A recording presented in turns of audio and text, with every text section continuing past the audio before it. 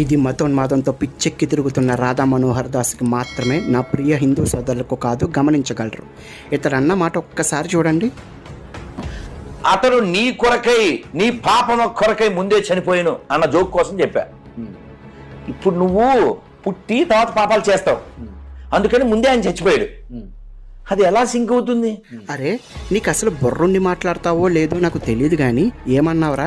ఇప్పుడు పుట్టినోడు చేసే పాపాలకి ముందే చనిపోయిన క్రీస్తు మరణం వాడి పాపానికి ప్రాయశ్చిత్తం ఎలాగవుతుంది అన్నావు కదా. ఇప్పుడు చెప్తాను వినరా సన్నాసి. ఇప్పుడు కనుగోబడిన కోవిడ్ వ్యాక్సిన్ అన్నది 50 ఏళ్ల తర్వాత పుట్టిన బిడ్డకు ఆ వ్యాధి వస్తే పని చేస్తుందా లేదా?